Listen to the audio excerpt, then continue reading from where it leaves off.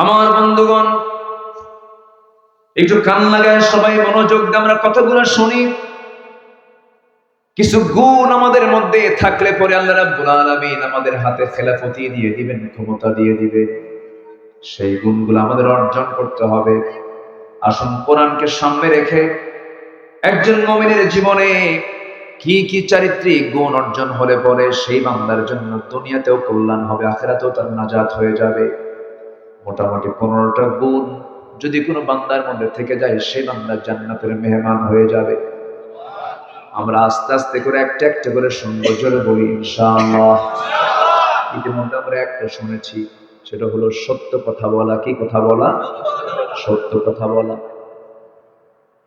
একজন সাহাবী আমার নবীর দরবারে এসে বললেন, ইয়া রাসূলুল্লাহি, ইয়া হাবিবাল্লাহ, বেশি আমল আমি করব না, আমাকে একটা আমল শিখায় দেন। আমি একটা আমল করেই জান্নাতে যেতে চাই। রাসূল বললেন, তোমাকে আমি একটা আমলই দিচ্ছি, যাও, জীবনে তুমি কখনো মিথ্যা কথা বলবা না, মিথ্যার আশ্রয় নিবা না। ওই সাহাবীর ভিতরে 3টা বদ অভ্যাস ছিল। নাম্বার 1, নতুন দিন গ্রহণ করার কারণে 3টা বদ অভ্যাস ছিল: জিনা করা, মদ্যপান করা, চুরি করা। প্রথম দিন রাত পার হয়ে গেল, নবীর সঙ্গে দেখা হলো। রাসূল বললেন, সাহাবী, গত রাতে তুমি কোথায় গিয়েছিলে? হুজুর, আল্লাহর কসম করে বলি, জিনার কাজ আর জীবনে করব না। দ্বিতীয় রাতে হাতের ভিতরে মদের বোতল। পরের দিন সকালবেলা রাসূল বলেন, সাহাবী, গতকালকে তোমার হাতে তুমি কি নিয়েছিলে? আল্লাহর কসম করে বলি, ইয়া রাসূলুল্লাহ, আর জীবনে মদের বোতল হাতে নেব না। পরের দিন সকালবেলা বললেন, সাহাবী, তুমি গতকালকে কোথায় গিয়েছিলে? আল্লাহর কসম করে বলি, জীবনে চুরি করব না। শিয়া আরবের সবচাইতে অজ্ঞ বর্বর একটা ভাঙ্গা মাটির হাড়ি কি কেন্দ্র করে যারা যুগের পরে যুগ যুদ্ধ লেগে রাখত। খুনকে বদলা খুন ছিল যাদের নিত্য নৈমিত্তিক ব্যাপার। সামান্য ছোটখাটো বিষয়কে কেন্দ্র করে তারা গোত্র গোত্র যুদ্ধ লাগায় রাখতো যুগের পরে যুগ। সে একটি বর্বর জাতিকে একটা সুতার কাঠিতে আবদ্ধ করলেন, সেখান থেকে বের করে আনলেন আবু বকরের মতো মানুষ, ওমরের মতো মানুষ, আলীর মতো মানুষ, ওসমান জিন্নুরাইনের মতো মানুষ, খালিদ সাইফুল্লাহর মতো মানুষ, আব্দুল্লাহ বিন রাওহার মতো মানুষ। এই মানুষগুলোকে সোনার মানুষে রূপান্তর করেছেন আমার রাসূল, তার নিজের কিছু চিন্তা দিয়া না, কোরআন দিয়া। সেই কোরআন আছে না নাই? আজকে বলবেন না আছে না নাই? আছে। আমরা সেই কোরআন দিয়ে আমাদের জীবনটাও সুন্দর সোনালী বানাবো, জোরে বলি ইনশাআল্লাহ। আরো জোরে বলি ইনশাআল্লাহ। আমাদের সংবিধান অপূর্ণাঙ্গ না পূর্ণাঙ্গ? আমাদের জীবন বিধান অপূর্ণাঙ্গ না পূর্ণাঙ্গ? পূর্ণাঙ্গ। কোন শূন্যতার মধ্যে নাই। কত প্রশ্ন আপনি কোরআনকে করবেন, সকল প্রশ্নের জবাব কোরআন দিয়ে দেবে। কোন জবাব কোরআন বাদ দেয় নাই, সব জবাব কোরআন দিতে প্রস্তুত। আল্লাহ রাব্বুল আলামিন এই পৃথিবীতে যা কিছু সৃষ্টি করেছেন, সকল কিছুর সৃষ্টির ভিতরে অবশ্যই কল্যাণ আছে না নাই বলেন? গোটা পৃথিবী সৃষ্টি করেছেন তিনি আমার কে? কোরআন জবাব দিচ্ছে, আল্লাহু খালিকু কুল্লি শাইইন ওয়া হুয়া আলা কুল্লি শাইইন ওয়াকিল। জোরে বলুন আল্লাহু আকবার। কোরআনকে প্রশ্ন করুন, কোরআন তুমি বলো মানুষ কেন সৃষ্টি করা হয়েছে? কোরআন জবাব দিচ্ছে। সঙ্গে আমার সঙ্গে সবাই ঠোঁট মিলিয়ে বলুন, ওয়ামা খালাকাতুল জিন্না ওয়াল ইনসা ইল্লা লিয়াবুদুন। জোরে বলি আল্লাহু আকবার। গোলামি করার জন্য আল্লাহ রাব্বুল আলামিন এই পৃথিবীতে সৃষ্টি করেছেন। আবার যদি প্রশ্ন করেন, কোরআন বলো তো, তোমার এই কোরআন, তোমার এই উপদেশগুলো কারা শুনবে, কারা শুনবে না, কারা কারা শুনবে তোমার এই উপদেশগুলো?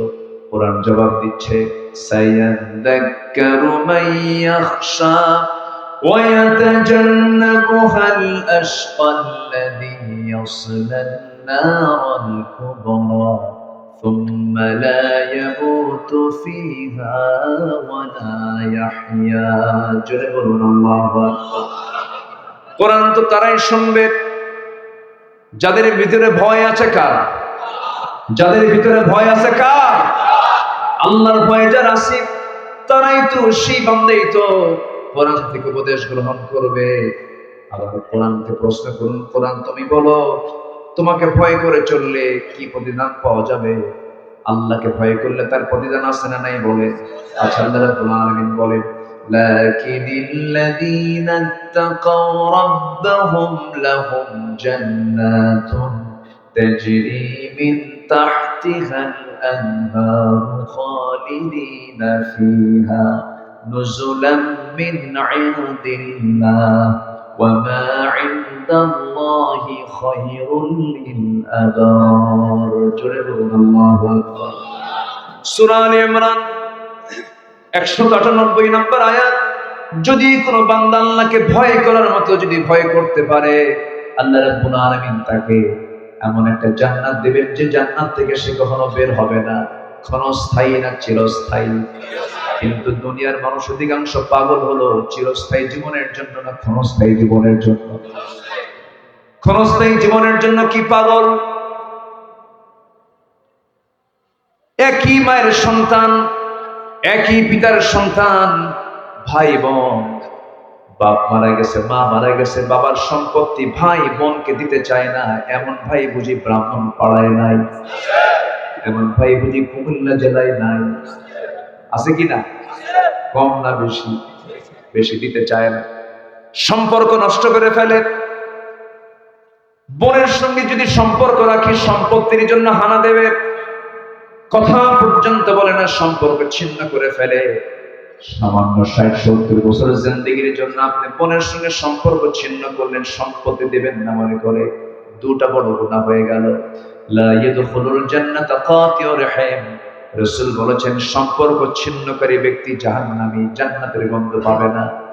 আবার তিলকা হুদুদুল্লাহ, আল্লাহ তাআলা ফরজ যে দিয়েছেন, যে ওয়ারিসের যে সম্পত্তি বন্টন করতে বলেছেন, মিরাসের যে হুকুম দিয়েছেন, এটাকে যারা লঙ্ঘন করবে তারা আল্লাহর সীমা লঙ্ঘন করে ফেললো। আমার বন্ধুগণ, বোনকে সম্পত্তি না দিয়া বোনের সম্পত্তি মেরে খাওয়া ভাই বুঝি কুমিল্লায় নাই? এই সমস্ত অসৎকর্ম ইমানদার করতে পারে না। ক্ষণস্থায়ী জিন্দেগির জন্য এমন পেরেশানির সঙ্গে ইমানদার বান্দার মধ্যে থাকতে পারে না। বরঞ্চ যেদিন বাপ মারা যাবে, যে সময় বাপ মারা গেছে সেই সময় থেকে ভাই যতটুকু সম্পদ পাবে বোন তার চাইতে অর্ধেক পেয়ে যাবে। এই হুকুমটা দিয়েছেন আমাদেরকে। পিতার দায়িত্ব হলো সবাইকে ডেকে আনা, ডেকে এনে সম্পত্তিগুলোকে বন্টন করে দেওয়া। চিন্তা করতেছে এগুলো কি বলবো নাকি সম্পত্তি তাহলে বের হয়ে যাবে? না, অন্য কিছু বলবো না? বলবো? আপনি না করলেও তো বলবো, বলতে হবে। অন্তত আমার এই আলোচনায় আমার মায়েরা খুব খুশি হবে, বুঝে ভালো করে রকম ভাই কিছু বসে আছে, সম্পত্তি বুঝে দেয়নি। কি যেন একটা কৃপণতা এখানে কাজ করে। কেন এটা হবে? কেন হবে এটা? একই মায়ের ঔরস থেকে আসলাম দুনিয়াতে, বোন যা পাবে আল্লাহ সিলেক্ট করে দিয়েছেন, যা নিয়ে যা, আমি 10 বিঘা তুই 5 বিঘা, যা বুঝে। এই হুকুমটা কার? এই হুকুমটা কার? আল্লাহ। আমার বোনকে মাঝে মাঝে বাড়িতে নিয়ে আসি, বাড়িতে নিয়ে এসে কুমিল্লার চমচম, কুমিল্লার কি রসমালাই খাওয়ায়, টাঙ্গাইলের চমচম খাওয়ায়, বগুড়ার দই খাওয়ায়, নাটোরের কাঁচাগোল্লা খাওয়ায়, যশোরের খইগুলো নিয়ে সব দামি দামি ফলমূল গুলো খাওয়ায় দিয়া, মিষ্টি টিষ্টি খাওয়ায় দিয়া বোনটাকে পাশে বসে একটা পাম মারে। বোন একটা কথা বলি কি, অংশ নিলে কিন্তু ধ্বংস হয়। কি ফতুয়াটা দিল, আছে না নাই? ধ্বংস কি বোনের হবে না ভাইয়ের হবে? ভাইয়ের। এই সমস্ত আচরণগুলো করা যাবে না। ক্ষণস্থায়ী জিন্দেগির এই দুনিয়ায় আমি যদি কাউকে ঠকাতে যাই নিজেই ঠকে যাব, আমি যদি কাউকে হারাতে যাই নিজেই হারিয়ে যাব। এই জন্য বান্দার হক নষ্ট করা যাবে না। অন্তত বিশেষ করে সবার কাছে আমি করজোরে মিনতি জানাই, হক লঙ্ঘিত কোনো গুনাহ দুনিয়াতে যেন আমার দ্বারা না হয়। বান্দার হক নষ্ট করা যাবে না। পিতামাতার হক নষ্ট করা যাবে না, স্ত্রীর হক নষ্ট করা যাবে না, স্বামীর হক নষ্ট করা যাবে না, প্রতিবেশীর হক নষ্ট করা যাবে না। এই সমস্ত হকগুলো রক্ষা করতে হবে। আল্লাহর হক নষ্ট করা যাবে না। এইরকম করে যত হক আছে, কোন হক লঙ্ঘিত, কোন গুনাহ করা যাবে না। আল্লাহ রাব্বুল আলামিন বান্দার সকল কিছু মাফ করবেন, কিন্তু হক লঙ্ঘিত গুনাহ আল্লাহ রাব্বুল আলামিন মাফ করবেন না। বান্দার হক নষ্ট করা যাবে না। বাপ মাকে ভাত দেয় না এমন লোক মনে হয় কুমিল্লায় নাই? আছে? আছে? হ্যাঁ। আমার মা কত কষ্ট করেছেন। আধুনিক এই সায়েন্সের যুগে জরিপ করে দেখা গেছে, প্রত্যেক মা তার সন্তানকে যে পেটের মধ্যে ধারণ করেন, 9টা মাস 10টা মাস যে পেটের মধ্যে মা পেটের মধ্যে সন্তান থেকে যায়, প্রতিটি সন্তান প্রতিটি সন্তান তার মায়ের পেটের মধ্যে থেকে এই 9 মাসে তার মার কোলে যায়।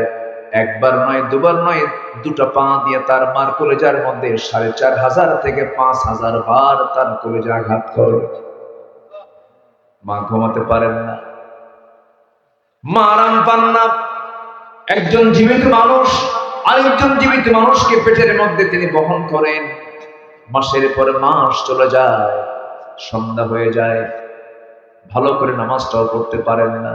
সেজদা দিবেন, সেজদা দেওয়ার আগে, কপাল মাটিতে লাগার আগে পেটটা জমিনে লেগে যায়। মার কত কষ্ট হয়। হাজারো কষ্টের পরেও নারী সেরা ধন। একটা গরু, একটা প্রাণী জবাই করলে যেমন রক্তাক্ত অবস্থা হয়ে যায়, মা সন্তান ডেলিভারির সময় রক্তাক্ত অবস্থায় পড়ে থাকেন। সন্তান যখন ডেলিভারি হলো, সন্তানের চেহারা দেখে মা তার সমস্ত দুঃখ, সব শোক, সব দুঃখ তিনি ভুলে যান।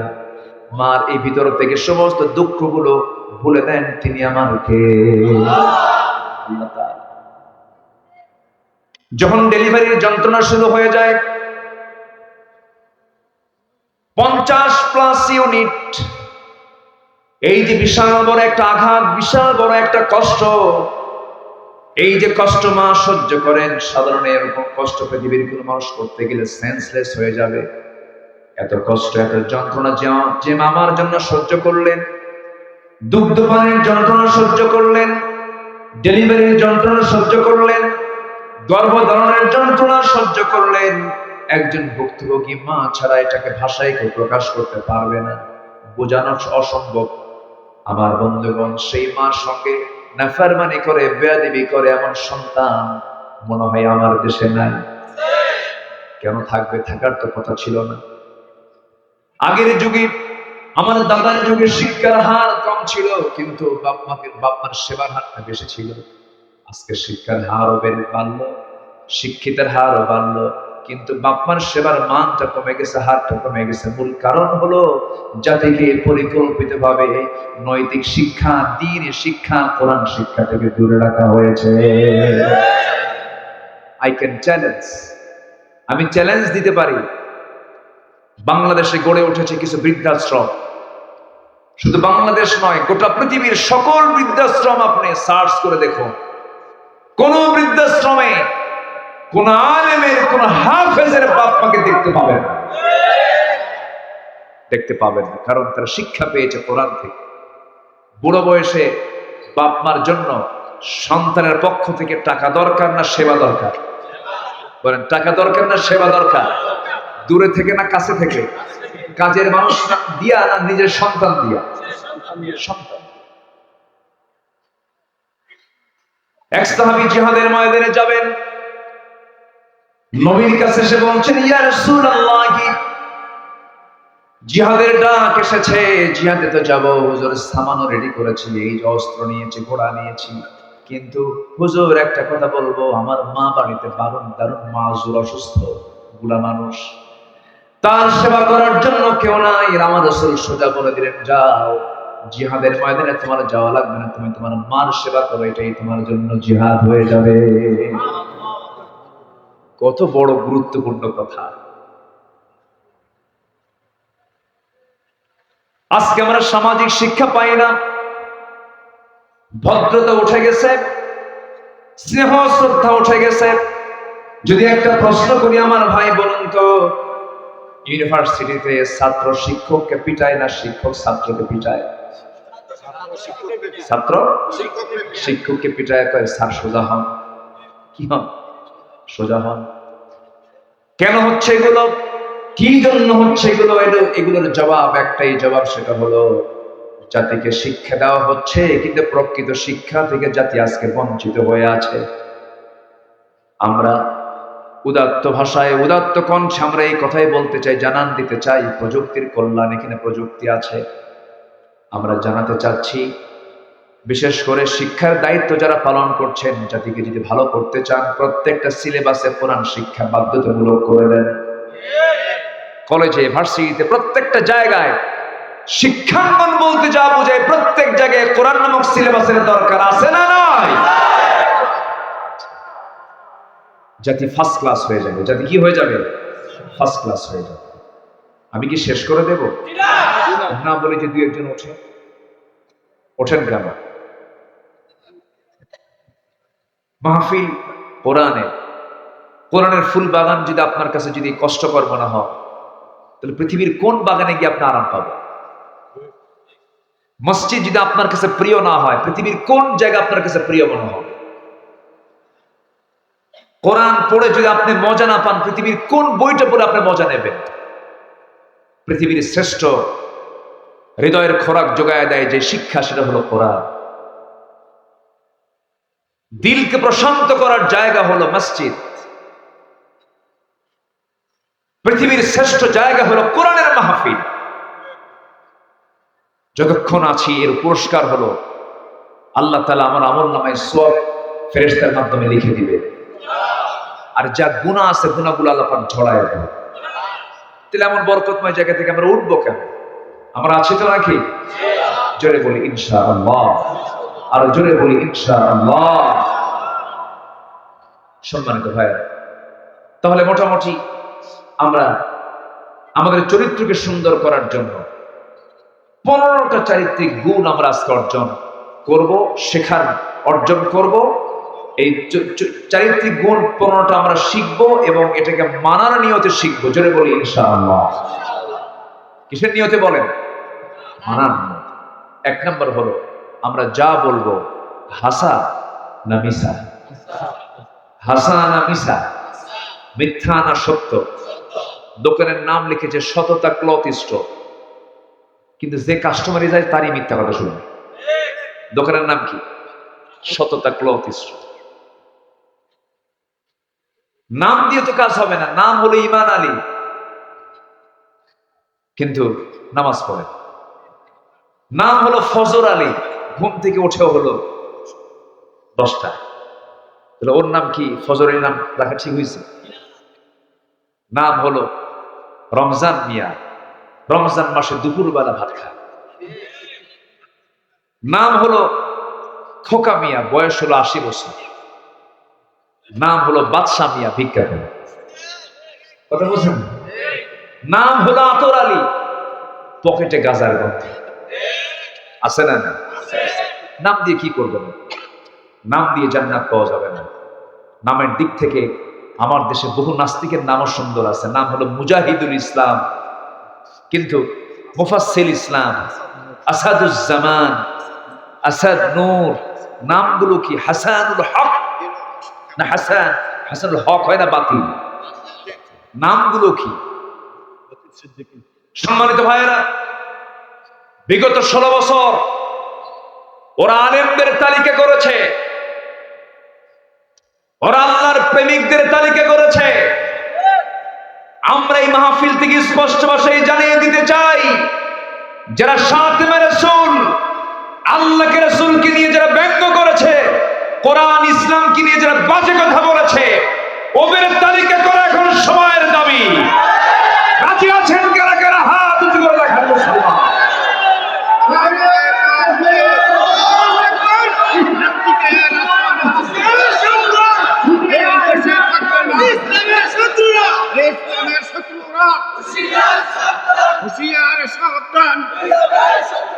আল কোরআনের আলো সংসদে জালো।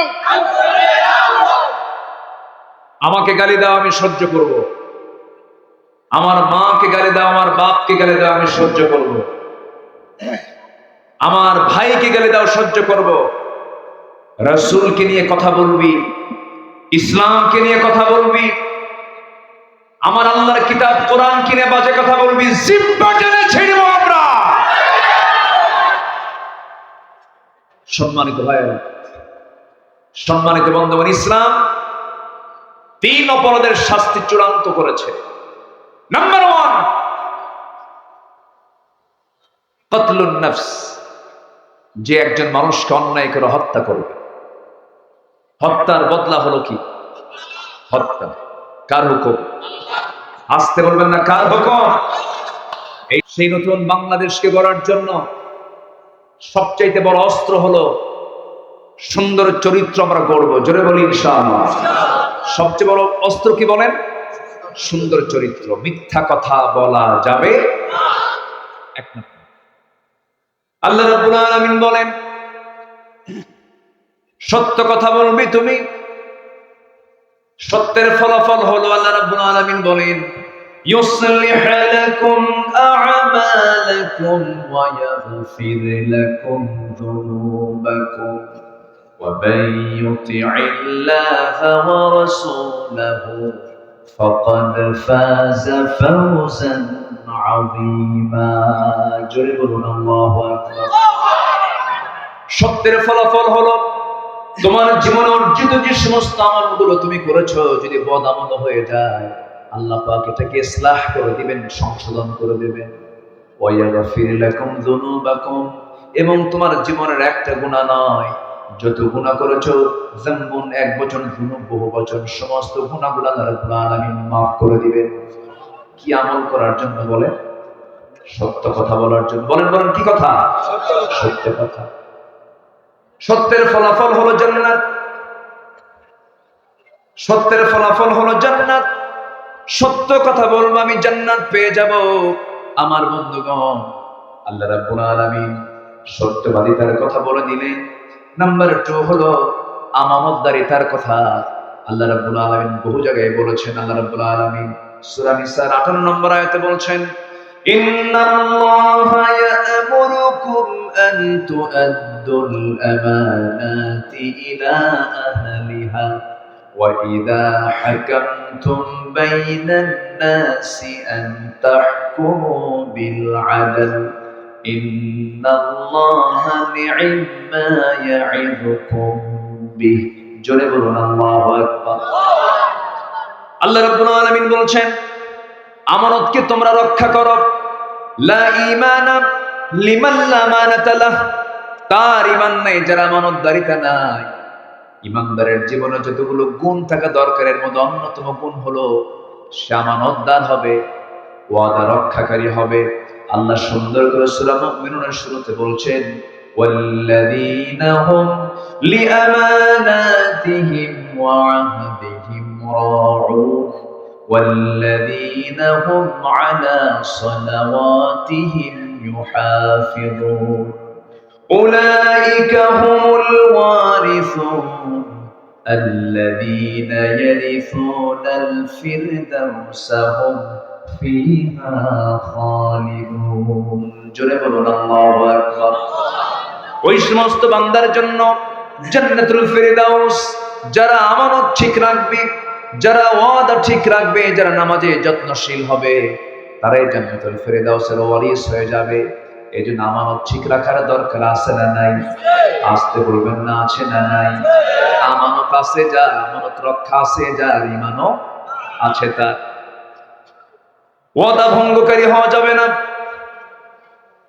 আমানত ভঙ্গকারী হওয়া যাবে না। আমানতের রক্ষা করতে হবে। আমার রাসূল আরবের মানুষ ছিলেন, মক্কার মানুষ ছিলেন। এমন জায়গায় তার জন্ম ছিল যে স্থানের লোকগুলো পৌত্তলিক ছিল, মূর্তি পূজা করত, অজ্ঞ বর্বরতার গভীর গহ্বরে তাদের বসবাস ছিল। আমার বন্ধুগণ, সেই জায়গায় জন্ম নিয়েছেন মুহাম্মদ সাল্লাল্লাহু আলাইহি ওয়াসাল্লাম। এমন অসভ্য জাতির মাঝে রাসূলের জন্ম হলো, সেই নবীজিকে শেষ পর্যন্ত তারা ঘর থেকে বের করে দিল, দেশ থেকে তাকে বের করে দিল। আমার নবীজি বের হতে চান নাই। এক নাম্বার আল্লাহর অর্ডার ছিল, আর নাম্বার 2 হলো পরিবেশটা তার প্রতিকূল ছিল, রাসূল থাকতে পারলেন না। মক্কা থেকে যখন বের হয়ে আসবেন, আমার নবীজি নবুয়তের আগ থেকে তার একটা সুনাম ছিল, তিনি কখনো মিথ্যা কথা বলেন নাই। তিনি কখনো মিথ্যা কথা বলেন নাই। আল আমিন as-সাদিক তার খেতাব ছিল। এমনকি তার শত্রুরা পর্যন্ত নিরাপত্তা মনে করে, ব্যাংক মনে করে নবীর হাতে তারা সম্পদ কিছু রেখে যেত, নবীর কাছে তারা সিকিউরিটি পেত। আমার নবীজি যে রাতে হিজরতের সিদ্ধান্ত নিলেন, সেই রাতেই আমার নবীজি আস্তে করে আলীকে ডাক দিয়ে বলছেন, আলী শোনো, আমি তো মক্কা ছেড়ে চলে যাচ্ছি, আমি কাউকে বলার সুযোগ পেলাম না, এই রাতে আমার সফর হয়ে যাবে, আলী তুমি আমার ঘরে থাকো। কারণটা হলো এই কুরাইশ আমার কাছে বহু সম্পদ গচ্ছিত রেখেছে। আমি আল আমিন, আমি as-সাদিক, এই নামটা যেন ম্লান না হয়ে যায়, এই নামের যেন উল্টা চরিত্র আমার দ্বারা প্রকাশ না পায়, আমার সততার যেন বিঘ্নতা না আসে, আমার সততার যেন বিকৃতি না আসে, সেই জন্য তোমাকে দায়িত্ব পালন করতে হবে। এই যে আমি তোমাকে বুঝাই দিলাম, খাতা কলম নিয়ে নাও, অমুক লোক আমার কাছে এই জিনিসটা রেখেছে, তার হাতে সকালবেলা পৌঁছা দিবা। সমস্ত সম্পদ গুলো তাকে বুঝাই দিলেন। সকালবেলা সাইয়েদনা আলী নবীর বিছানায় ঘুমানো, কুরাইশরা সব এসে হাজির হয়ে গেছে অস্ত্র শস্ত্রে সজ্জিত হয়ে। সাইয়েদনা আলীকে পেয়ে মেরেই ফেলবে তাকে। কেউ বললো মেরে ফেলো, কেউ বললে না মেরো না। কুরাইশদের নেতা আবু জাহেল এসে বলছে, না না, তোমরা আলীর গায়ে চুল পরিমাণ আঘাত করতে যেও না, কারণ আমাদের লক্ষ্য তো আলী নয়, আমাদের লক্ষ্য হচ্ছে মুহাম্মদ বিন আব্দুল্লাহ। আলীকে মেরে আমাদের মধ্যে গোত্রের মাঝে মারামারি করার দরকার নাই, মুহাম্মদকে খুঁজে বেড়াও, মুহাম্মদ আশেপাশেই আছে। সাইয়েদনা আলীকে কেন রেখে গেলেন, কি জন্য রেখে গেলেন, আমরা অনেকে জানি না এটা। এক নাম্বার কারণ হলো রাসূল জালালিন, রাসূল জাসাদেক, এটার সত্যতা প্রমাণ করার জন্য, শত্রুর হাতেও রাসূল সম্পদ ফেরত দেওয়ার জন্য আলীকে তার প্রতিনিধি বানায় দিয়েছিলেন। আলী, এই যে সম্পদ তোমার হাতে দিয়ে গেলাম, এই সম্পদটা আমার পক্ষ থেকে সবার হাতে এটা ফেরত দিয়ে দিবা। যে মক্কার মানুষ রাসূলকে মেরে ফেলার জন্য প্ল্যান নেয়, আর সেই মক্কার শত্রুদের হাতে রাসূল তাদের সম্পদগুলো ফেরত দিয়ে দেন। এটাই হলো আমানতদারিতা। আমানত একটা গুরুত্বপূর্ণ বিষয় আমার বন্ধুগণ। নাম্বার 3 হলো ধৈর্যশীলতা। নাম্বার 3 কি? ধৈর্যশীলতা। নাম্বার 1 হলো সত্যবাদিতা। নাম্বার 2 হলো আমানা। নাম্বার 3 হলো সবর, ধৈর্যশীলতা। আল্লাহ রাব্বুল আলামিন ধৈর্যের ব্যাপারে বহু কথা বলে দিয়েছেন। ধৈর্য আছে যার, ঈমানটা টিকে থাকবে তার। ধৈর্য নাই যার, ঈমান টিকে থাকা তার জন্য সহজ না কঠিন? কঠিন হয়ে যাবে। আমানতের বহু বড় ব্যাখ্যা ছিল। আবার দেখেন, স্বামী তার স্ত্রীর কাছে আমানত, স্ত্রী তার স্বামীর কাছে আমানত, এটাও কিন্তু একটা আমানত। আমার বন্ধুগণ, কথাটা এই জন্য বললাম, প্রায় দেখা যায়, দেখবেন কিছু কিছু স্বামী আছে, বইয়ের সৌন্দর্য পর পুরুষকে দেখাতে খুব পছন্দ তার। এটা মনে হয় কুমিল্লায় নাই, দেখবেন শুধু মানুষকে দেখায় না, মাঝে মাঝে হুন্ডাই তোলে। কিসে তোলে? হুন্ডাই তোলে না? সে হুন্ডা নরমাল হুন্ডা নয়, R15। হ্যাঁ, আর কি আছে হুন্ডাই? যুবকরা কও, সুজুকি। হ্যাঁ, R15 update version. Passenger seat হলো দোতলায়, আর ড্রাইভিং সিট হলো নিচতলায়। নিচতলায় প্যাসেঞ্জার, নিচতলায় ড্রাইভার বসে, আর দোতলায় প্যাসেঞ্জার বউকে বসায়। দোতলায় বসায় যেন জাতির বুঝতে, যেন জাতির দেখতে যেন অসুবিধা না। বউকে পিছনে উঠায় আনেন, হুন্ডায় নিচতলায় বসে। এখন কোন মানুষের যদি হঠাৎ করে দেখা মিস হয়, যেদিক দিয়ে ধোঁয়া বের হয়, ধোঁয়া ওই বের হওয়ার জায়গার নাম কি? পাইপ, স্যালেঞ্জার পাইপ। ওটা খুলে ফেললে আওয়াজ হয় বিকট। ওই বিকট আওয়াজ শুনে তো নজর যাবে ওইদিকে, জাতি যেন কোনো দিক থেকে কোনো ক্রমেই যেন আমার বউকে দেখা থেকে মাহরুম না হয়। সব পন্থা অবলম্বন কইরা শুরু করলো ময়নামতির মোড় থেকে চলে গেছে একদম সেই 14 গ্রাম পর্যন্ত, এক টান মারলো। শাসনগাছা থেকে শুরু করে ব্রাহ্মণপাড়া পর্যন্ত এক টান দিয়া বউকে নিয়ে ঘুরে সন্ধ্যার আগ দিয়ে নদীর তীরে লাল একখান শাড়ি পরাইয়া, লাল লিপস্টিক ঠোঁটে লাগিয়া, মুখে আটা ময়দা লাগায় দিয়া, 16 Pro Max আইফোন দিয়া, যেন ফটোতে যেন কোনো সমস্যা না থাকে, ছবি একখান তুলে অর্ধলগ্ন ছবি ফেসবুকে আপলোড করে লিখে দেয় ক্যাপশন, প্রিয় ভাইয়ের আসুন আমার বউটাকে সবাই জামাতের সাথে দেখি। জোরে কর নাউজুবিল্লাহ, জোরে বলি নাউজুবিল্লাহ। এদিকে আমানত রক্ষা না আমানতের খেয়ানত। এরকম কিছু চরিত্রহীন লম্পট স্বামীও আছে না নাই? বউকে দুশ্চরিত্রা বানায়। আমার দেশের মা বোন কিন্তু খারাপ ছিল না, খারাপ না। আমার দেশের মা বোনদেরকে খারাপ করার পিছনে সবচেয়ে বড় দায়ী হলো প্রতিবেশী দেশের কিছু নাটক সিনেমা।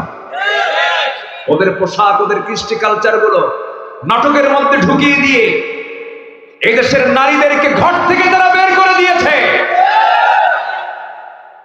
চরিত্র হরণ করছে তারা। এই ব্যাপারে আমাদের সজাগ থাকার দরকার আছে না নাই? সচেতন থাকার দরকার আছে না নাই? আমার বোন, আমার স্ত্রী, আমার মা কি করছে এটার জবাব একদিন আমাকে দিতে হবে। কার দরবারে? আল্লাহ। আমরা সতর্ক থাকবো নিজের পরিবারকে নিয়ে। কু আনফুসাকুম ওয়া আহলিকুম নারা। নিজে বাঁচো, তোমার পরিবারকে জাহান্নাম থেকে বাঁচাও। কার কথা? কার পরামর্শ? কার হুকুম? আল্লাহ। বিয়েতে এখন এঙ্গেজমেন্ট হয়। এঙ্গেজমেন্ট এটা খ্রিস্টানি রীতি, গায়ে হলুদ হিন্দুদের রীতি, ঠিক কিনা? আর যৌতুক তো কি, এটা কি কব, ডাকাত। ডাকাত এই যে কইছে ডাকাতি। এটা কোথায় যে আসলো এগুলো। আবার মোহরণা যেটা পাত্রের পক্ষে যতটুকু সম্ভব তা না করে বিশাল অঙ্ক করে, এটা হচ্ছে মুনাফিকি, ঠিক কিনা বলেন? যদি আমার মেয়ের যে সংসার নাই হয়, টাকা সহজে উসুল করতে পারে, আছে না নাই? কোনো দিকে জুলুম করা যাবে, অন্যদের কোনো কৃষ্টি কালচার কোনো আমার জীবনে বাস্তবায়ন করা যাবে। সম্মানিত ভাইয়েরা, তাহলে আমাদের চারিত্রিক গুণ থাকতে হবে কয়টা বলুন তো? বলেন কয়টা বলেন তো? চলতেছে কয় নাম্বার? আরো আছে কয়টা? নুরু, ওয়াজ কি শুরু না শেষ? সময় দিচ্ছেন তো? জোরে বলি ইনশাআল্লাহ। মোবারক ভাই খুব বরকতি মানুষ, তো আপনার নামই তো বরকত দিয়া, বরকত থেকে মোবারক বলি আলহামদুলিল্লাহ। আবার এই এলাকার নাম হলো রহমত, মানে কোন গজব টজব এলাকায় আসার সম্ভাবনা নাই, বলি আলহামদুলিল্লাহ। আল্লাহ কবুল করুন, জোরে বলি আমিন। আল্লাহ পাক আমার মোবারক ভাইকে কবুল করুন। বহু নেতাই তো জীবনে দেখেছি আমরা। নেতা বলতে আমরা বুঝেছি, আমরা দেখেছি এতদিন জনগণের টাকাগুলো মেরে খান। দেশ স্বাধীন হয়েছে ৭১, আজকে ২০২৪ সাল। জরিপে দেখা গেছে দেশের যত বৈদেশিক সাহায্য এসেছে দেশে, এর ৭৫% টাকা গেছে নেতাদের পকেটে। সম্পদ দিয়ে করবেন কি? সম্মান তো টাকা দিয়ে আসে না। তার বড় প্রমাণ দেশের শীর্ষস্থানীয় একজন ধনী, শীর্ষস্থানীয় একদম টপ লেভেলের একজন ধনী, একটা গ্রুপের মালিক। টাকা দিয়ে কি করবেন আপনি? বাঁচার জন্য নৌকায় চললো দাড়ি কাইটা, হ্যাঁ, নৌকা সরে নাই, চলেছে, শেষ পর্যন্ত রক্ষা হলো না। এমন নৌকায় চড়ছে আর বেরেই না, কোথায় ধরা পড়ে গেছে, কোস্টগার্ড ধরে আনতেছে। এখন তার বন্ধু কয় বন্ধুকে, বন্ধু কয় কোস্টগার্ডকে, আমার একা নিয়ে যান কেন? আছে আরেকজন, ওই যে টের পায় না, কে মাথার চুল তো কালো, মুখে দাঁড়িয়ে নেই, লোকটা কে কে ভালো করে দেখো দরবেশ। কথা কি বোঝা যায়? কথা বোঝা যায়? আমাদেরকে গালি দিয়েছেন আমরা নাকি ধর্মের ব্যবসা করি। ধর্মের নামে নাকি রাজনীতি করি। ধর্মের ব্যবসায়ী তারাই চ্যাম্পিয়ন, যারা বাঁচার জন্য দাঁড়িয়ে রাখে, বাঁচার জন্য দাড়ি কাটে। মানুষের বাহবা নেবার জন্য একই মাথায় পট্টি বাঁধে, আবার ওই মাথায় তিলক লাগায়। আমরা যা বলি বাস্তব বলি। রাজনৈতিক বক্তব্য দেওয়া যাবে কি যাবে না, এই প্রশ্ন একজন আলেমকে করলে, সে যদি হক্কানে আলেম হয়, ইসলাম এবং রাজনীতি, ইসলাম এবং রাষ্ট্র দুটো যমজ সন্তান। ইসলাম থেকে রাষ্ট্রকে পৃথক করার সুযোগ নাই, রাষ্ট্র থেকে ইসলামকে পৃথক করার কোন সুযোগ। ইসলামের রাজনীতি আছে না নাই? যে বলবে নাই ও কাফের, যে বলবে নাই সে কি?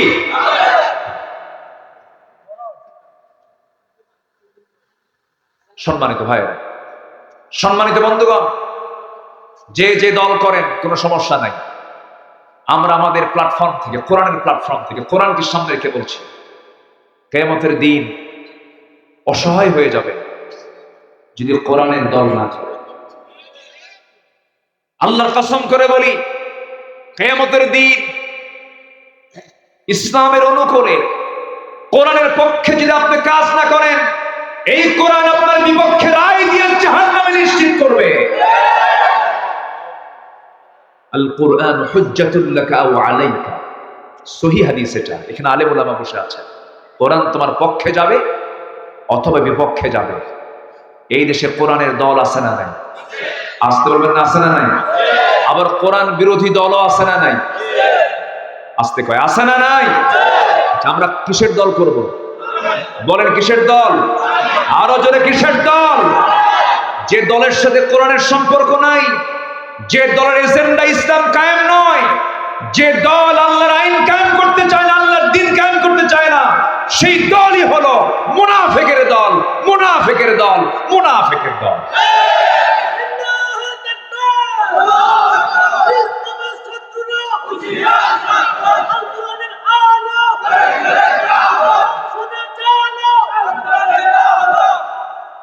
আল্লাহ কবুল করুন। জোরে বলি আমিন, আরো জোরে আমিন। কষ্ট পাচ্ছেন? রাগ করে কথা বলছি?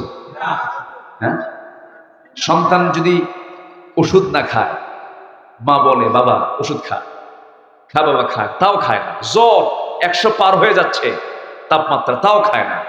শেষে মা কি করে? 2 পা 2 হাত শক্ত করে ধরে কয় খা। এর মানে কি? মোহাব্বত কম না মোহাব্বত বেশি? আল্লাহর কসম করে বলি, আমার কথা এই জোর আওয়াজে ভাববেন না যে আমি ক্ষেপে কথা বলছি, রাগ করে কথা বলছি না। আসুন না ভাই, নিজের মন গড়া, মন যা চায় তা করবো কেন? আল্লাহ যা চান তাই করবো। আমার মন যা চাবে তা করা যাবে না, আল্লাহ যা চান তাই আমাকে করতে হবে। চরিত্রকে সুন্দর করে সাজাবো কোরআন দিয়ে। জোরে বলি ইনশাআল্লাহ।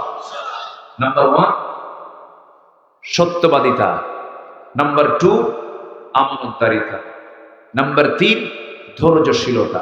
ধৈর্যের দরকার আছে না নাই? ব্যবসা আগে না ধৈর্য আগে? বলেন বলেন বলেন। মাহফিলে বসা আগে না ধৈর্য আগে? নামাজ আগে না ধৈর্য আগে? দেখবেন কিছু কিছু নামাজি মুস্তাজি অস্থির হয়ে যায়, বক্তব্য কখন শেষ হবে, নামাজ কখন শেষ হবে, আছে না কিছু? আছে, ঠিক না? ধৈর্য আছে যার, পুরস্কার আছে তার। বিয়ে আগে না ধৈর্য আগে? বলেন বলেন বলেন। কিছু রাগী পুরুষ আছে না? রাগী কিছু স্বামী আছে না? আচ্ছা, বউ স্বামীর মধ্যে যদি গন্ডগোল লাগে, বেশি ধৈর্য ধরবে কে, স্বামী না বউ? দেখছেন বউ? এই ভালো করে কন। স্বামী স্ত্রীর মধ্যে দ্বন্দ্ব হয়েছে, এক্ষেত্রে সমাধানের জন্য সবচেয়ে আগে আসবে বউ আগে না স্বামী আগে? স্বামী আগে আসবে, কারণ লিডার কে, ইমামটা কে, নামাজটা পড়ায় কে? স্বামী স্ত্রীর মধ্যে নামাজের দায়িত্ব কার? স্বামী। সে আগে আসবে, তাকে ছাড় দিতে হবে, তাকে ধৈর্যের পরিচয় দিতে হবে। স্বামী আছে হলো দুবাই, আজমান নাকি আবুধাবি, শারজাহ। কে যেন আসছে আজকে এই মাহফিলে, প্রতিবেশী দেশ থেকে ওয়াজ শুনতে আসছেন, ইন্ডিয়া থেকে, ত্রিপুরা থেকে আসছেন কিছু ভাইয়েরা। প্রচন্ড ভক্ত, হুজুর আপনাকে দেখার জন্য ভিসা নিয়ে আপনার ওয়াজ শোনার উদ্দেশ্যে চলে আসছে। একদম সীমান্তে তো, তারা চলে আসছে। আমার সেই প্রতিবেশী ভাইদের জন্য আমরা দোয়া করি, আল্লাহ তুমি তাদের নেক মাকসুদকে তুমি আল্লাহ কবুল করে দাও, দ্বীনকে মেনে চলার তৌফিক তুমি আল্লাহ দিয়ে দাও। সম্মানিত ভাইরা, তো দুবাই আছে স্বামী, বউ আছে হলো কুমিল্লা। ভিডিও কলে কথা চলছে, কথা হতে হতে হঠাৎ করে হটটক গরম হতে হতে এক পর্যায়ে বললো, যা সংসার করবোই না, তালাক 100। তালাক কয়টা দিছে? সূরা তালাক নামে একটা সূরা আছে না নাই? এখানে কি 100 তালাকের কথা আসছে? আত-তালাকু মাররাতান, দিয়ে দিছে 100 তালাক। তালাক দিয়ে আমাদের ফোন দিয়ে বলে, হুজুর কাম তো সারছে। কি করছেন? হুজুর সেঞ্চুরি মারছে। কি সেঞ্চুরি মারলেন? কি তালাক তো দিয়ে দিছে, এখন কাম তো সারে, এখন কি করা যায় হুজুর? উপায় কি বাঁচার? বাচ্চা কাচ্চা আছে। আচ্ছা, একটা মানুষকে মার্ডার করার পরে কি আর বাঁচার কোন উপায় আছে? এই যে আপনি তালাকটা মারলেন, এখানে মেজাজের ভারসাম্যহীনতা আছে না নাই বলেন তো? আসতে বলুন, আছে না নাই? প্রত্যেকটা জায়গায় ধৈর্যের প্রয়োজন। ধৈর্য বিশাল বড় একটা গুণ, ইমানদারদের জীবনে এটা থাকা চাই। কথা সহ্য করতে হয়, অনেক কষ্ট সহ্য করতে হয়। ধৈর্য মানে বিশাল বড় একটা গুণ। আল্লাহ রাব্বুল আলামিন বলছেন, ধৈর্যশীলদের ব্যাপারে সুসংবাদ দিচ্ছেন, ওয়ালানাবলুওয়ান্নাকুম বিশাইইম মিনাল খাউফি ওয়াল জু'i ওয়া নাকসিম মিনাল আমওয়ালি ওয়াল আনফুসি ওয়াথ থামারাত ওয়া বাশশিরিস সাবিরিন। ধৈর্যশীলের কথা এখানে আছে না নাই বলে? আছে। الذين إذا أصابتهم مصيبة قالوا إنا لله وإنا إليه راجعون। জোরে বলুন আল্লাহু আকবার। আল্লাহ রাব্বুল আলামিন বলেন, বিপদ যখন চলে আসবে হতাশ হবে না, আমার প্রতি ভরসা রাখবে, আমার কাছেই তোমাকে ফিরে আসতে হবে বান্দা, তোমার কোনো টেনশন নাই। যে বান্দার মধ্যে আল্লাহর প্রতি তাওয়াক্কুল থাকে তার কোনো ভয় থাকে না। যে বান্দার মধ্যে ধৈর্য থাকে তার কোনো বিপদ আসে না। ধৈর্যই একমাত্র বিপদ থেকে, সংকট থেকে বাঁচার একমাত্র উপায়। ধৈর্য আছে যারা, বিজয় আছে তার। আমার বন্ধুগণ, নবীজি ছিলেন ধৈর্যের একজন পিরামিড। কত মার খেয়েছেন, কত জুলুম সহ্য করেছেন, কত রাত, কত দিন, কত ঘন্টা, কত মিনিট, কত সময় তারা চলে গেছে, এত অত্যাচার তিনি সহ্য করেছেন।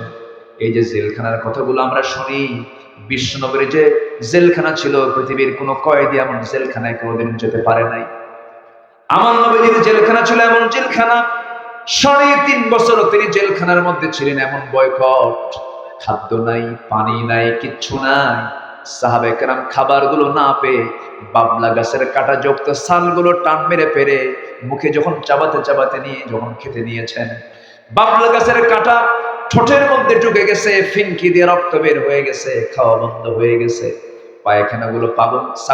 পায়খানাগুলো ছাগলের পায়খানার মতো কটকটে হয়ে গেছে, কোষ্ঠকাঠিন্য দেখা দিয়েছে। সাহাবায়ে কেরাম খাবার না পেয়ে বছর 2 একবার করে ওই পাথরের উপরে বৃষ্টি নাযিল হতো, সেই পাথরের উপরে কিছু ঘাস জন্মাতো, সেই দুর্বা ঘাসগুলো চাবায়া তাদের পিপাসা নিবারণ করেছেন। এত কষ্ট, এত কোরবানি তারা উৎসর্গ করে দিয়েছেন, এত ত্যাগ তারা স্বীকার করে নিয়েছেন, ধৈর্যের পরিচয় দিয়েছেন। এরপরেই না বিজয় দিয়েছেন তিনি আমাকে।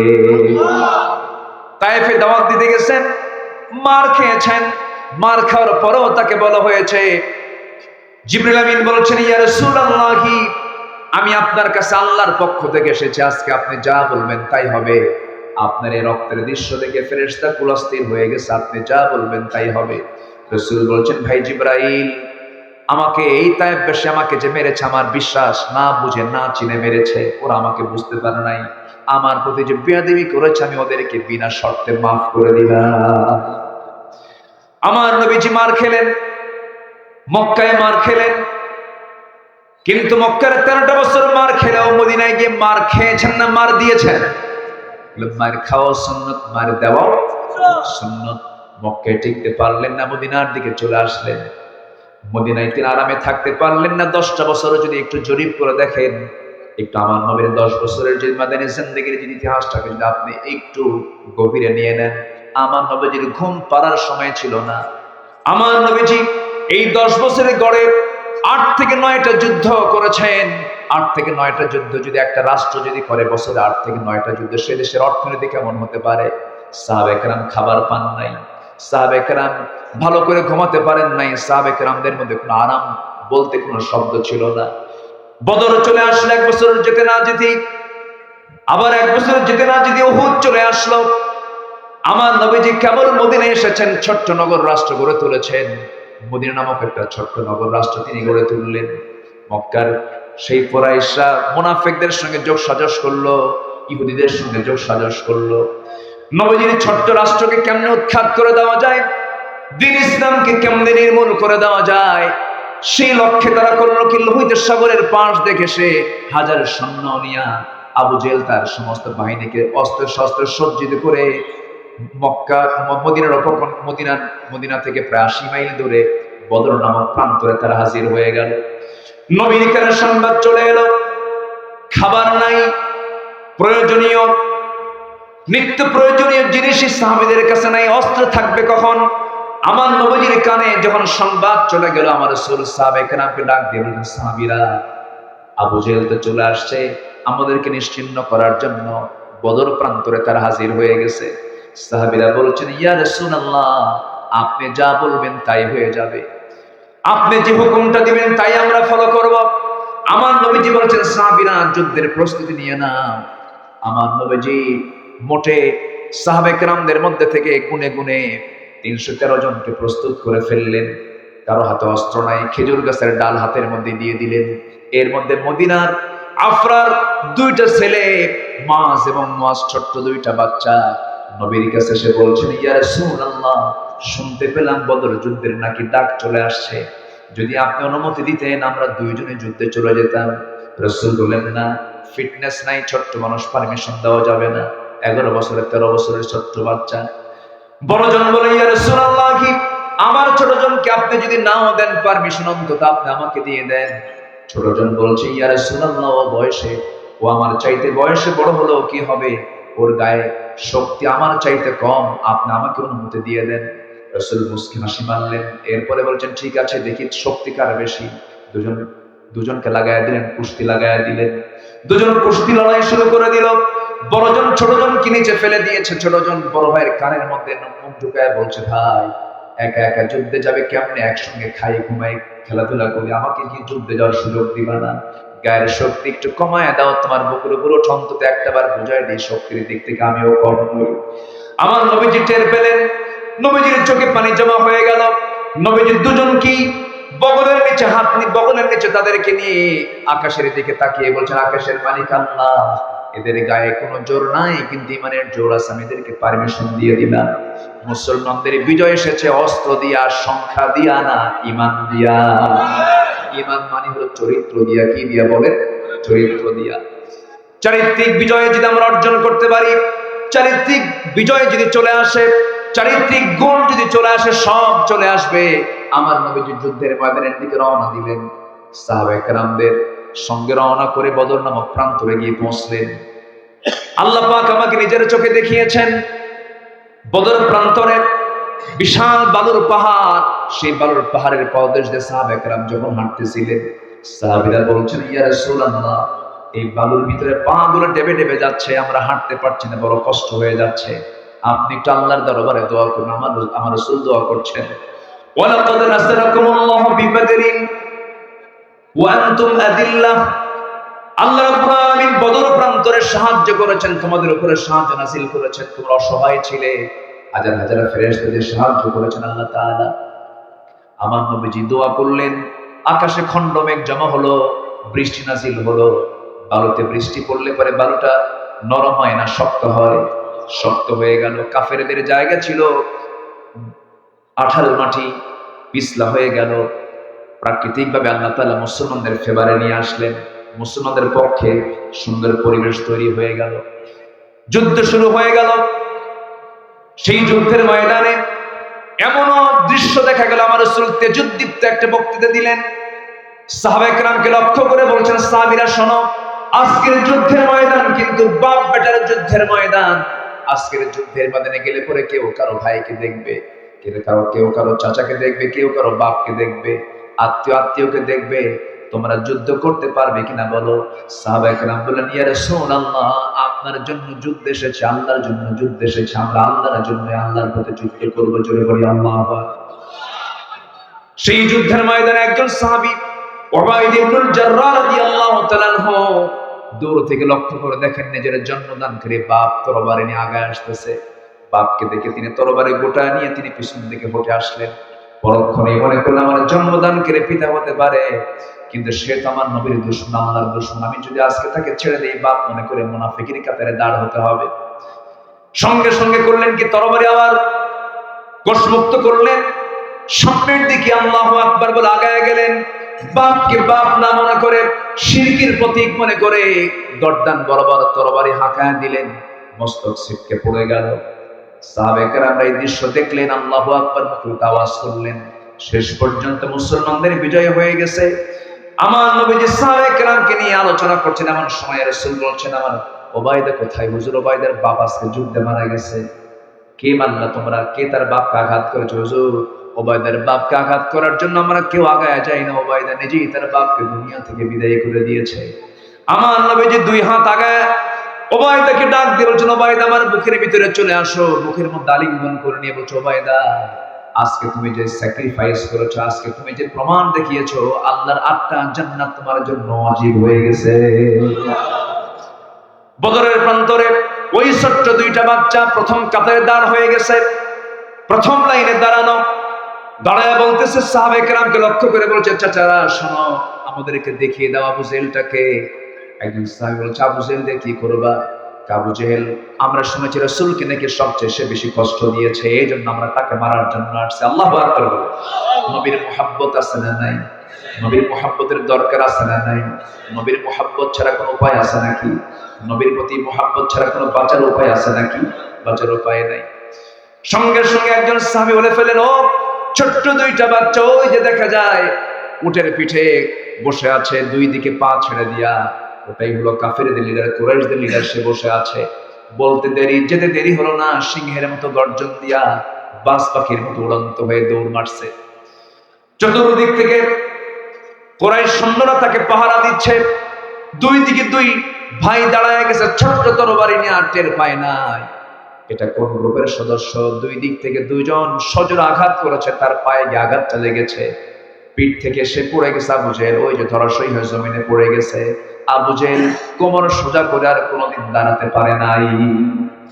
বড় ভাইকে পাকড়াও করে ফেললো, মুআজকে ধরে পিছন দিক থেকে একজন কাফের এসে তার ডান হাতে আঘাত করেছে, ডান হাত ছিটকে পড়ে গেছে, ঝনঝন করে তরবারি পড়ে গেল। বাম হাতে গিয়ে আবার তুলে নিলেন, বাম হাতে যুদ্ধ চালাচ্ছে, ডান হাতটা চামড়ার সঙ্গে ঝুলতেছিল।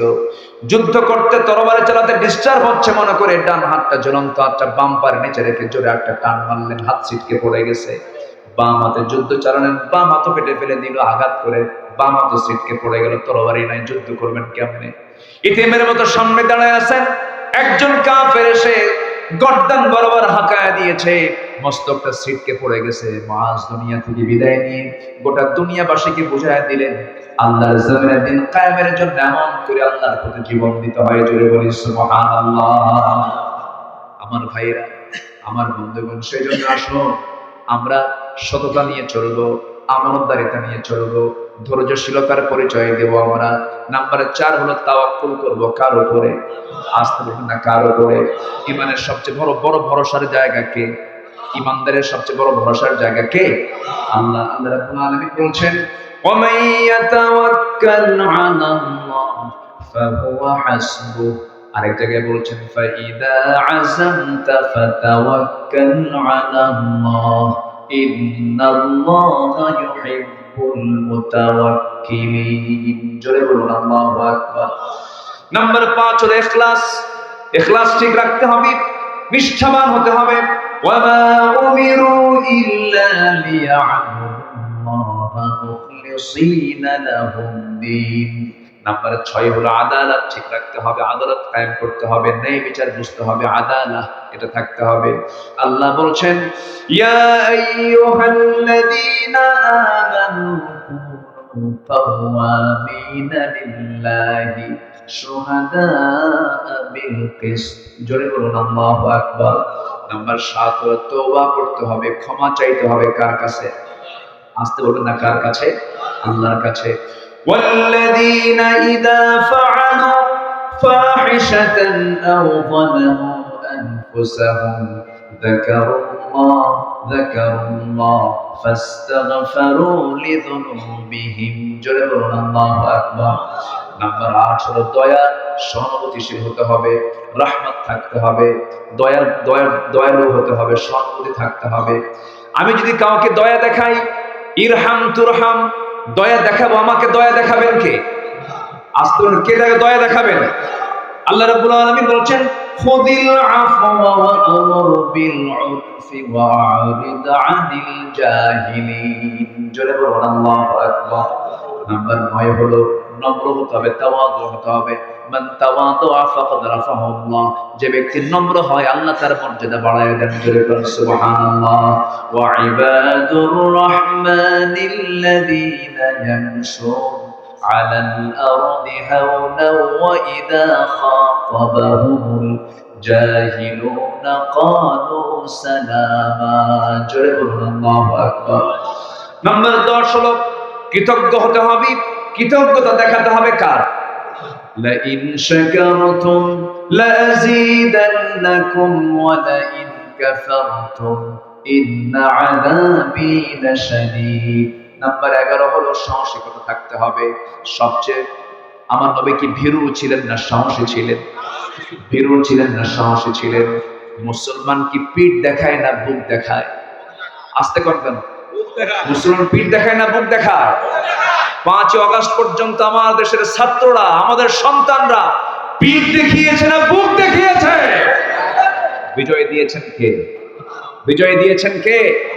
যদি তারা পলায়ন করতো, ইল্লা তানফিরু ইউআযিবুকুম আযাবান আলীমান ওয়া ইস্তাবদিল কওমান গায়রাকুম ওয়া লা তাদুররুহু শাইআ। পালালে পরে আবার জালিম চেপে বসতো জাতির উপর, ঠিক কি না? কিন্তু ওই যুবকদের, ওই ছাত্রদের সিনার ভিতরে ভয় দূর করে দিয়ে সাহস জুগিয়ে দিয়েছেন তিনি কে? অতএব মূল বিজয়টা দিয়েছেন কে? সাহসিকতা ছাড়া কোনো কিছু অর্জন করা সম্ভব নয়। ইয়া আইয়ুহাল্লাযীনা আমানু ইসবিরু ওয়া সাবিরু ওয়া রাবিতু। আল্লাহু আকবার। নাম্বার 12 হলো নেক কাজের আদেশ দেওয়া, মন্দ কাজ থেকে বিরত রাখা। নাম্বার 13 হলো বিশ্বাসযোগ্যতা, সিকাহ, বিশ্বাসযোগ্য হওয়া। যদি আপনি অবিশ্বাসী হন, আপনার মধ্যে সেই চরিত্র আসবে না, বিশ্বাসী হতে হবে। নাম্বার 14 হলো নিষ্ঠা থাকতে হবে, ইখলাস ফিল আমাল, আমলের মধ্যে নিষ্ঠা থাকতে হবে। নাম্বার 15 হলো সহনশীল হতে হবে। কি হতে হবে? সহনশীল হতে হবে। ওয়াল কাযিমিনাল গায়যা ওয়াল আফিনা আনিন নাস ওয়াল্লাহু ইউহিব্বুল মুহসিনিন। যারা ক্রোধকে সংবরণ করবে, মানুষকে যারা সহনশীল হয়ে মাফ করে দেবে, আল্লাহ তাআলা সেই সমস্ত মুহসিন, ইহসান করনেওয়ালাকে দারুণ ভালোবাসেন। জোরে বলি সুবহানাল্লাহ। সংক্ষিপ্ত করে, অনেক ছোট করে 15টা পয়েন্ট আমি আক্ষরিকভাবে বলার চেষ্টা করেছি। প্রযুক্তির কল্যাণে এগুলো রেকর্ড থেকে যায়। আগামীকালকে লক্ষ লক্ষ কোটি কোটি মানুষের মাঝে এই রেকর্ডগুলো চলে যাবে। আসুন না, এখন আমাদের চরিত্র গড়ার সময়। আমরা চরিত্র যত উন্নত করব, দেশ তত উন্নতির দিকে চলে যাবে। আমি ভালো হব, দেশ ভালো হয়ে যাবে। আমি ভালো হব না, দেশ কখনো ভালো হতে পারে না। আসুন নিজকে সুন্দর করে গড়ি।